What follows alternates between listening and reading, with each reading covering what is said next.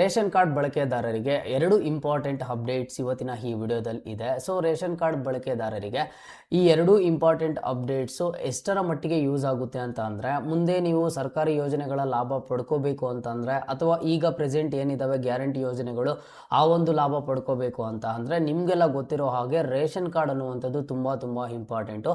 So ಈ ration card ವಿಚಾರದಲ್ಲಿ ಒಂದು ಇಂಪಾರ್ಟೆಂಟ್ ಆಗಿ ಅಪ್ಡೇಟ್ ಇದೆ, ಜೊತೆಗೆ ಒಂದು ಗುಡ್ ನ್ಯೂಸ್ ಆದರೆ ಇರುವಂಥದ್ದು. ಎರಡರ ಬಗ್ಗೆನೂ ತಿಳಿಸ್ಕೊಡ್ತೀನಿ ಇವತ್ತಿನ ಈ ವಿಡಿಯೋ. ಪ್ರತಿಯೊಬ್ಬರಿಗೂ ಹೆಲ್ಪ್ ಆಗುತ್ತೆ. ವಿಡಿಯೋನ ಕೊನೆಯವರೆಗೂ ನೋಡಿ, ಹಾಗೇನೋ ಚಾನಲ್ಗೆ ಪಟ್ ಅಂತ ಲೈಕು ಸಬ್ಸ್ಕ್ರೈಬನ್ನು ಮಾಡ್ಕೊಳ್ಳಿ.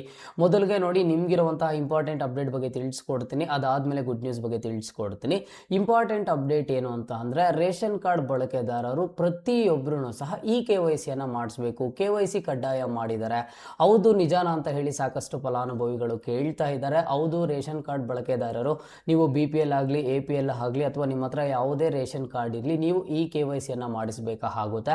ಅದೂ ಈ KYC ಎಲ್ಲಿ ಮಾಡಿಸಬೇಕು ಅಂತ ನೀವು ಕೇಳೋದಾದ್ರೆ, ನ್ಯಾಯಬೆಲೆ ಅಂಗಡಿಗೆ ಹೋಗಿ ನೀವು ರೇಷನ್ ಕಾರ್ಡ್ದು ಈ KYC ಮಾಡಿಸ್ಕೋಬಹುದಾಗಿರುತ್ತೆ. ಈ ರೇಷನ್ ಕಾರ್ಡ್ ಈ KYC ರೇಷನ್ ಕಾರ್ಡ್ನಲ್ಲಿ ಯಾರು ಮನೆಯ ಯಜಮಾನಿ ಇರ್ತಾರೆ ಅವ್ರು ಮಾತ್ರ ಮಾಡಿಸ್ಬೇಕಾ ಏನು ಅಂತ ನೀವು ಕೇಳಿದ್ರೆ, ಇಲ್ಲ, ರೇಷನ್ ಕಾರ್ಡ್ನಲ್ಲಿರುವ ಪ್ರತಿಯೊಬ್ಬ ಸದಸ್ಯರನ್ನು ಈ KYC ಅನ್ನುವಂಥದ್ದನ್ನು ಕಂಪ್ಲೀಟ್ ಮಾಡ್ಕೋಬೇಕಂತೆ. ಹೆಡ್ ಆಫ್ ದಿ ಫ್ಯಾಮಿಲಿ ಆಗಿರ್ಬೋದು ಅಥವಾ ಮೆಂಬರ್ಸ್ ಆಗಿರ್ಬೋದು, ಎಲ್ಲರೂ ರೇಷನ್ ಕಾರ್ಡ್ನಲ್ಲಿ ಯಾರೆಲ್ಲ ಇರ್ತಾರೆ ಅವರೆಲ್ಲರೂ ನಿಮ್ಮ ಒಂದು ಈ KYC ಕಂಪ್ಲೀಟ್ ಮಾಡ್ಕೋಬೇಕು. ಸೊ ನೀವು ಕೇಳ್ಬೋದು, ಸರ್ ಆಗಿದ್ರೆ ಈ ಒಂದು ಈ KYC ಮಾಡಿಸೋದಕ್ಕೆ ಮನೆಯವರು ಎಲ್ಲರೂ ಹೋಗ್ಬೇಕಾ ಅಂತ ಹೇಳಿ. ನೋಡಿ, ಈ KYC ಚೆಕ್ ಮಾಡ್ಬೋದಾಗಿರುತ್ತೆ. ನೀವು ನ್ಯಾಯಬೆಲೆ ಅಂಗಡಿಗೆ ಹೋದಾಗ ಅಲ್ಲಿ ಕೇಳಿ, ಈ KYC ನಮ್ಮ ಫ್ಯಾಮಿಲಿ ಮೆಂಬರ್ಸ್ದು ಯಾರ್ಯಾರ್ದು ಪೆಂಡಿಂಗ್ ಇದೆ ಏನು ಅಂತ ಹೇಳಿ ಅವ್ರು ಹೇಳ್ತಾರೆ.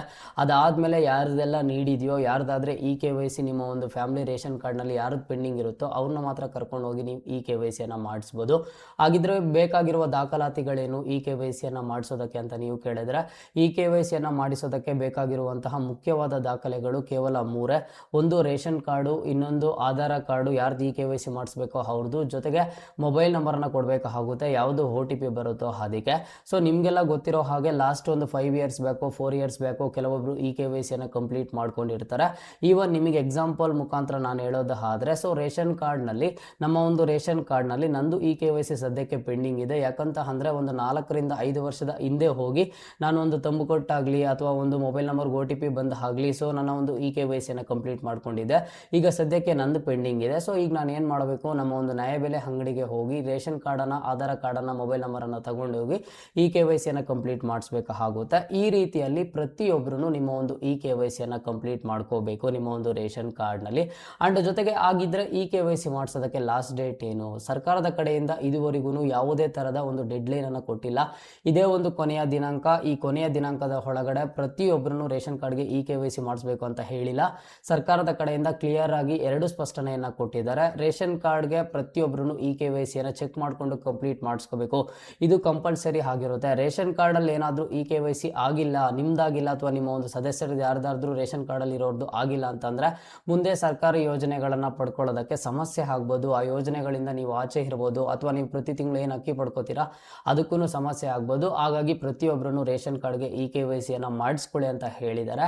ಆ್ಯಂಡ್ ಜೊತೆಗೆ ಬಂದುಬಿಟ್ಟು ಇನ್ನೂ ಒಂದು ಕ್ಲಿಯರಾಗಿ ಸ್ಪಷ್ಟನೆಯನ್ನು ಕೊಟ್ಟಿದ್ದಾರೆ. ಯಾವುದೇ ಥರದ ಕೊನೆಯ ದಿನಾಂಕ ಕೊಟ್ಟಿಲ್ಲ, ಆದರೆ ಒಂದು 2 ತಿಂಗಳ ಒಳಗಡೆ ಇದನ್ನು, ಈ ಒಂದು ಪ್ರೋಸೆಸನ್ನು ಕಂಪ್ಲೀಟ್ ಮಾಡ್ತಾರಂತೆ. ಹಾಗಾಗಿ ಆದಷ್ಟು ಬೇಗ ನೀವು ಯಾವಾಗ ಫ್ರೀ ಇರ್ತೀರೋ ವಿತಿನ್ 1 ಮಂತ್ ಒಳಗಡೆ ಸೊ ನಿಮ್ಮ ಒಂದು ರೇಷನ್ ಕಾರ್ಡ್ ಈ KYC ಕಂಪ್ಲೀಟ್ ಮಾಡ್ಕೊಳ್ಳಿ. ಇಲ್ಲಿ ಕೆಲವೊಬ್ಬರು ಕೇಳ್ಬೋದು, ರೇಷನ್ ಕಾರ್ಡ್ ಈ KYC ಕಂಪ್ಲೀಟ್ ಮಾಡ್ಕೊಳ್ಳಿ ಅಂತ ನೀವು ಹೇಳ್ತಾ ಇದ್ದೀರಲ್ವ KYC ಅಂತ ಹೇಳಿ.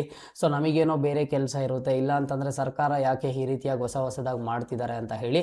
ಸೊ ನೋಡಿ, ಈ KYC ಪ್ರೊಸೀಜರ್ ಏನಿದೆ, ಈ ಒಂದು ಪ್ರೊಸೀಜರು ಪ್ರತಿಯೊಬ್ಬರು ಮಾಡಿಸುವಂಥದ್ದು ತುಂಬ ಅನುಕೂಲ ಆಗುತ್ತೆ.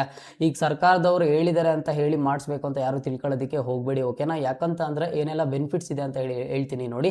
ಒಂದು, ನಿಮ್ಮ ಒಂದು ರೇಷನ್ ಕಾರ್ಡ್ಗೆ ಕರೆಕ್ಟಾಗಿ ಆಧಾರ್ ಕಾರ್ಡ್ ಲಿಂಕ್ ಆಗುತ್ತೆ. ಸೊ ಆಧಾರ್ ಕಾರ್ಡ್ ಲಿಂಕ್ ಆದಾಗ ಆಧಾರ್ ಕಾರ್ಡ್ಗೆ ರಿಜಿಸ್ಟರ್ಡ್ ಮೊಬೈಲ್ ನಂಬರ್ಗೆ ಒಂದು OTP ಆದರೆ ಎಲ್ಲನೂ ಬಂದಿರುತ್ತೆ. ಆ ಒಂದು ಮೊಬೈಲ್ ನಂಬರ್ ಎಲ್ಲನೂ ಲಿಂಕ್ ಆಗುತ್ತೆ.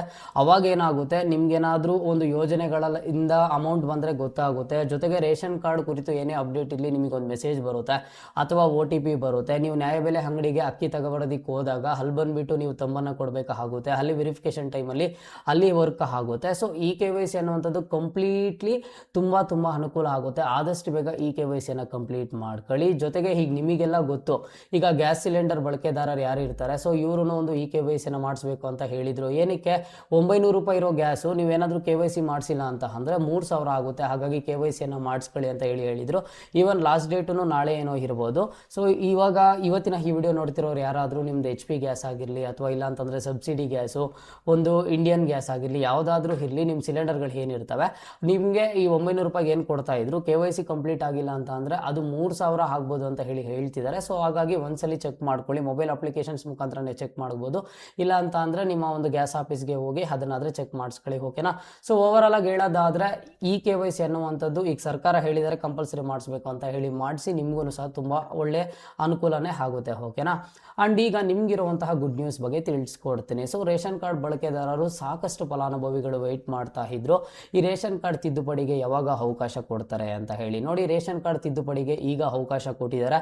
ಸೊ ನೀವೇನೆಲ್ಲ ತಿದ್ದುಪಡಿ ಮಾಡಿಸ್ಬೋದು ಅಂತ ಅಂದರೆ, ರೇಷನ್ ಕಾರ್ಡ್ನಲ್ಲಿ ನಿಮ್ಮ ಒಂದು ನೇಮ್ ಏನಾದರೂ ಸ್ಪೆಲ್ಲಿಂಗ್ ಮಿಸ್ಟೇಕ್ ಇದ್ದರೆ ಅದನ್ನು ಕರೆಕ್ಷನ್ ಮಾಡಿಸ್ಬೋದು, ನಿಮ್ಮ ಅಡ್ರೆಸ್ಸನ್ನು ಅಪ್ಡೇಟ್ ಮಾಡಿಸ್ಬೋದು, ಫೋಟೋ ಅಪ್ಡೇಟ್ ಮಾಡಿಸ್ಬೋದು. ಇಲ್ಲ ಅಂತ ಅಂದರೆ ಇಲ್ಲಿ ಯಾರಾದರೂ ನೀವು ಒಂದು ರೇಷನ್ ಕಾರ್ಡ್ಗೆ ಹೊಸಬರನ್ನು ಸೇರಿಸಬೇಕು ಅಂತಂದರೆ ಸೇರಿಸ್ಬೋದು, ಅಥವಾ ರೇಷನ್ ಕಾರ್ಡಿಂದ ತೆಗೆದಾಗಬೇಕು ಅಂತ ಅಂದರೆ ತೆಗೆದು ಹಾಕ್ಬೋದು. ಜೊತೆಗೆ ನ್ಯಾಯಬೆಲೆ ಅಂಗಡಿನ ಚೇಂಜ್ ಮಾಡ್ಕೋಬೇಕು ಅಂತಂದರೆ ಚೇಂಜನ್ನು ಮಾಡ್ಕೋಬೋದು ಆಗಿರುತ್ತೆ.